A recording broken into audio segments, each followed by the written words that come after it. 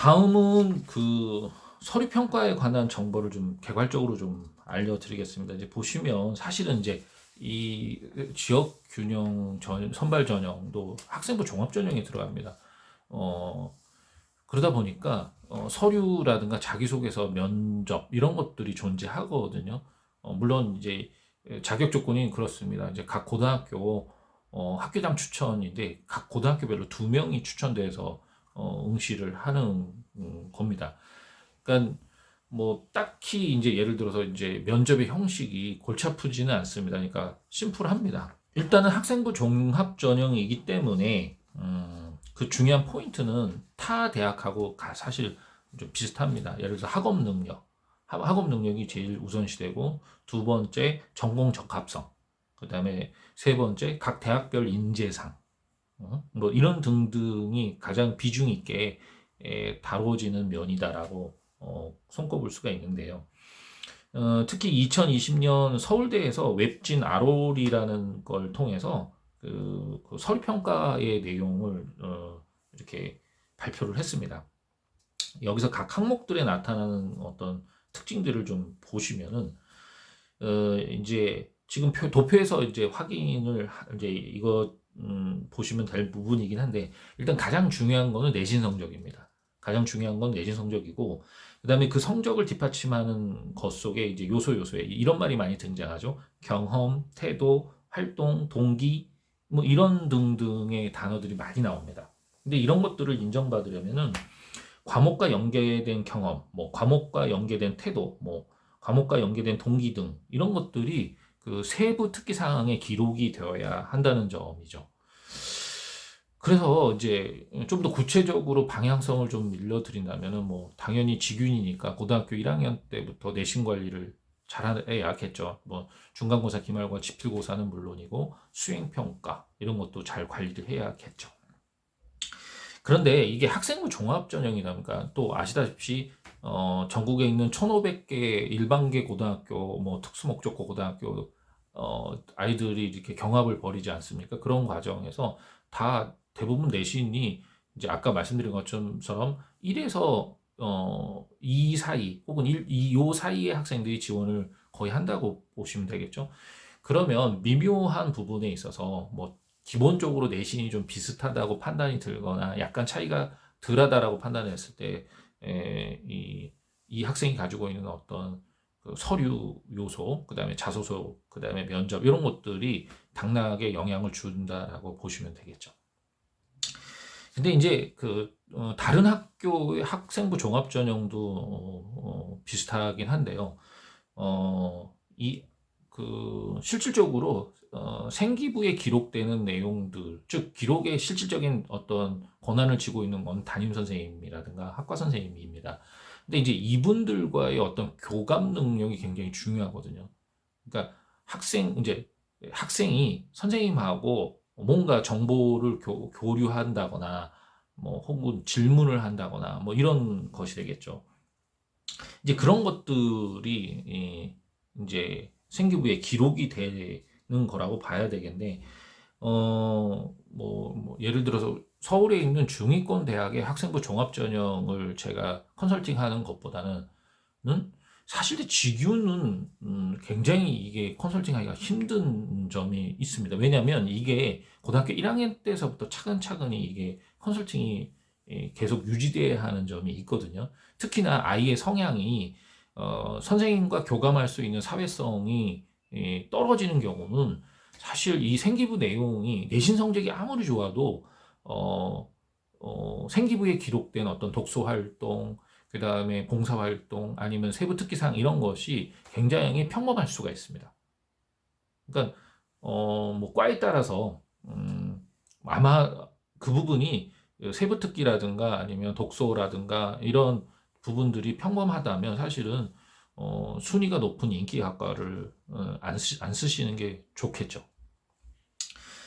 좀 교감에 대해서 조금 예를 들어서 이제 학생이 이제 선생님한테 뭐 과제에 대한 질문을 한다거나 그다음에 관련된 어떤 교과목과 관련된 선생님한테 또 책을 추천받는다거나 그 다음에 이제 본인이 선생님과 의논을 해서 체험학습을 해본다거나, 그 다음에 이제 자신이 이제 어떤 그 포트폴리오를 준비하고 있는데 그것에 대해서 선생님에게 검토를 받는다거나 뭐 이런 등등의 활동이 저는 교감이라고 생각을 해요. 이런 학생이 이제 좀 객관적으로 봤을 때 담임 선생님이나 학과 선생님들이 좀 더 충실하게 그 생기부의 세부 특기 사항 같은 거를 디테일하게 적어주기가 굉장히 편거든요. 그렇기 때문에 그런 교감 능력이 상당히 있는 친구들이 유리하다 이렇게 말씀을 좀 드리겠고요. 그 다음에 이제 이런 친구들이 이제 대화라든가 토론을 할 때 굉장히 브레인스토밍 능력이 탁월합니다. 탁월하기 때문에 이제 자연스럽게 그게 생기부에 반영이 되지 않겠나 이렇게 말씀을 드릴 수 있겠습니다.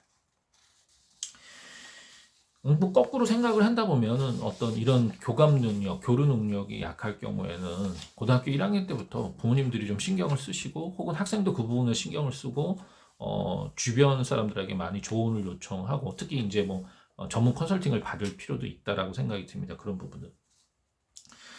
그 다음에 이제 언급드릴 수 있는 부분이 이제 자기소개서입니다. 근데 자기소개서 4년 전, 5년 전 뭐 예를 들어서 자기소개서를 좀 언급할 때 좀 더 일반적이고 정형적인 측면들이 좀 강조된 적이 꽤 있었습니다. 근데 최근에 이제 합격한 학생들이라든가 아니면 그 샘플링을 좀 해봤을 때에 그렇지 않다는 경향들이 많이 나타납니다. 뭐 물론 유사도 검사라는 걸 하고 있기 때문에 고스란히 좀 뭐 베껴서 낸다거나 이러면은 당연히 안 되겠죠. 우리가 이제 흔히 서론, 본론, 결론 아니면 뭐 인트로, 바디, 컨클루전 이런 식으로 뭔가 이런 정형화된 어떤 그 자기소개서를 써서는 좋은 인상을 남기지를 못합니다. 마찬가지로 입학사정관이 어떤 자기소개서를 원할지에 대해서 좀 입장을 바꿔놓고 생각을 한번 하실 필요가 있을 것 같아요. 그래서 좀 더 고3답게 진솔하게 또 거기에 어떤 자기의 개성이 묻어나는 어떤 담아내야 한다는 점입니다. 서울대 직윤 같은 경우는 오히려 내신 성적이 좋은 아이들 사이에서 조금이라도 개성이 돋보이는 자기소개서를 쓴 학생이 상당히 유리합니다. 이제 그 점을 좀 참고하시고요. 물론 이제 그 사례들에 관해서는 나중에 영상을 따로 찍도록 하겠습니다. 이제 그리고 또 뭐 자기소개서 기본적인 양식이 있습니다. 교육부에서 발표한 양식이 있고 이제 그거에 대해서 나중에 영상을 따로 찍도록 하겠습니다. 그 다음에 이제 뭐 요즘 뭐 정치권에서 얘기하는 거 있죠. 아빠 찬스, 엄마 찬스. 그러니까 4, 5년 전, 뭐 6년 전 이게 학생부 종합전형에 논문이 들어가고 그 다음에 그 학교 외 활동이 기록되었던 시절이 있습니다. 이제 요게 그러다 보니까 엄마 찬스, 아빠 찬스가 가능했던 시절이었거든요. 그러니까 근데 이제 요게 문제가 되다 보니까 제 생각에는 이제 이런 것들이 이 엄마 찬스, 아빠 찬스 이런 것들이 개입되기가 어려운 시기다 이렇게 판단이 좀 들고요. 좀 더 이제 그런 점을 고려해서 자소서를 쓰시는 게 좋을 것 같고요. 그 다음에 이제 뭐 이런 부분들이 굉장히 좀 막연하고 추상적으로 들리시는 부모님들이나 학생들은 차라리 고등학교 1학년 때부터 전문가한테 컨설팅을 받으시는 게 좋을 것 같아요.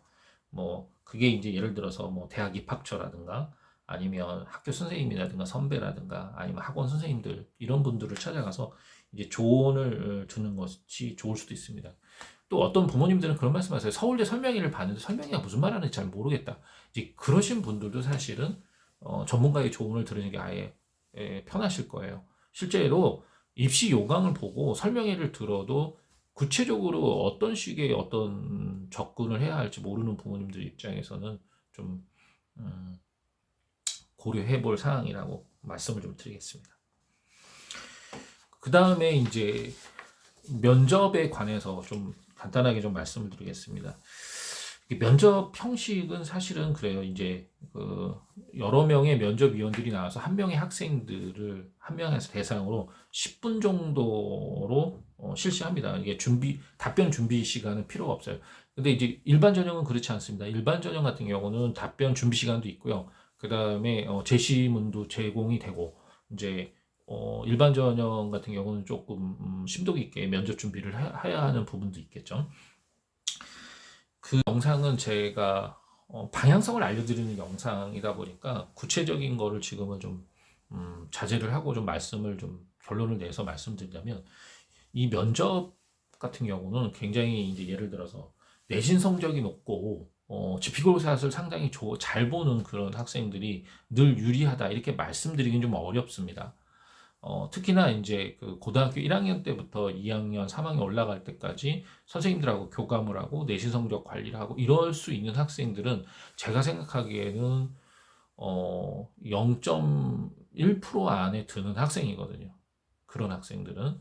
그렇기 때문에 그 서울대 직윤을 쓴다라는 거는 이미 1학년 때, 2학년 때 그 결론이 나온다고 저는 생각이 들어요. 그래서 부모님들 입장에서는 학생 본인들도 이 점을 좀 고려하셔서, 만약에 정말 서울대를 가고 싶다. 그렇다면 내신이 안 나올 경우라든가, 그 다음에 본인이 생기부에 담을 수 있는 어떤 일관성 있게 혹은 균일하게 담기가 어려우면 뭐 차라리 서울대 일반 전형이나 정시 쪽으로 방향을 바꾸시는 것도 하나의 방법이 됩니다. 그러니까 그래도 일반 전형 같은 경우는 그럴 수도 있어요. 그러니까 꼭 반드시 1학년 때 성적이 좋지는 않더라도 성적이 그래도 3학년 올라가면 상승 곡선을 좀 그리더라 라든가, 성적 외적인 요소로 이 학생의 그 어떤 탁월함을 평가할 수 있는 요소들을 보거든요. 실제로 그 내신 성적이 그닥 좋지 않은 2등급대 학생들도 붙는 경우가 종종 있습니다. 그런 경우는 뭐 내신 성적이 저렇게 안 좋은데도 붙었네?